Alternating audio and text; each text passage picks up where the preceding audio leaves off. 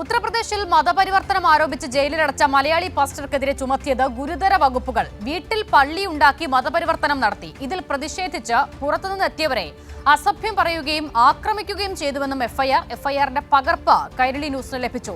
അബ്ദുൾ റഷീദ് വിവരങ്ങൾ നൽകാൻ ചേരുകയാണ്. അബ്ദുൾ റഷീദ്, ഈ സംഭവം അറസ്റ്റൊക്കെ ഉയർന്നു വന്നതിന് പിന്നാലെ സഭാ നേതൃത്വമൊക്കെ ഇക്കാര്യത്തിൽ നൽകിയ വ്യക്തത മറ്റൊന്നായിരുന്നു. ഇപ്പോൾ ഗുരുതരമായ ചില വകുപ്പുകൾ ചുമത്തി എന്നുള്ള വിവരങ്ങൾ കൂടിയാണ് വരുന്നതല്ലേ?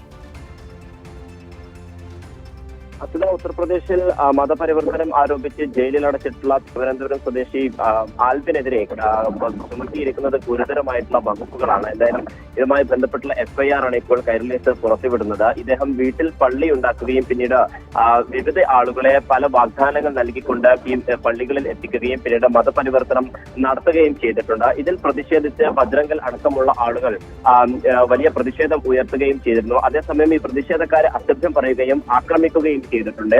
അതോടൊപ്പം തന്നെ ഈ പ്രദേശത്തെ സമാധാനം തകർക്കാൻ ശ്രമിക്കുന്നതടക്കമുള്ള ഗുരുതരമായിട്ടുള്ള വകുപ്പുകളാണ് ഈ എഫ്ഐആറിൽ ചുമത്തിയിരിക്കുന്നത്. തിരുവനന്തപുരം സ്വദേശി ആൽബിൻ നിലവിൽ ഇപ്പോൾ റിമാൻഡിൽ തുടരുകയാണ്. അതേസമയം ഈ എഫ്ഐആറുമായി ബന്ധപ്പെട്ടുള്ള വിവരങ്ങൾ പുറത്തുവിടുന്നില്ല എന്നുള്ള കാര്യങ്ങൾ നേരത്തെ തന്നെ അദ്ദേഹത്തിന്റെ സഹോദരനടക്കമുള്ള ആളുകൾ പരാതി നൽകുകയും ജോയിന്റ് കമ്മീഷൻ അടക്കം പരാതി നൽകുന്ന സാഹചര്യം ഉണ്ടായിരുന്നു. എന്തായാലും കടുത്ത പ്രതിഷേധം ഉയർന്നതിന് പിന്നാലെയാണ് ഇപ്പോൾ പോലീസ് ഇതുമായി ബന്ധപ്പെട്ടിട്ടുള്ള എഫ്ഐആർ പുറത്തുവിട്ടിരിക്കുന്നത്. അതേസമയം അദ്ദേഹവുമായി ബന്ധപ്പെട്ട മറ്റു തുടർ നടപടികൾ പോലീസ് കൈക്കൊള്ളുന്നില്ല എന്ന പ്രധാനപ്പെട്ട ആരോപണം കൂടി ഈ സഹോദരന്റെ ഭാഗത്ത് ഉണ്ടായിട്ടുണ്ട്. അതേസമയം ഈ സഭാ നേതൃത്വങ്ങളൊക്കെ തന്നെയും പറയുന്നത് ഇതുമായി ബന്ധപ്പെട്ട, അതായത് ഈ ആൽബിനുമായി ബന്ധപ്പെട്ട തങ്ങൾക്ക് കൃത്യമായിട്ടുള്ള വിവരങ്ങൾ ഇല്ല എന്നുള്ളതാണ്. വിവിധ സഭാ നേതൃത്വങ്ങളുമായൊക്കെ തന്നെയും നമ്മൾ ഇതിനോടകം തന്നെ ബന്ധപ്പെടുകയും ചെയ്തിരുന്നു. അതിന് സൂചിപ്പിച്ചതുപോലെ തന്നെ ഇത്തരത്തിൽ ഒരു പ്രധാനമായിട്ടുള്ള വിവരങ്ങൾ ഇല്ല എന്ന കൈയൊഴിയുന്ന ഒരു സമീപനം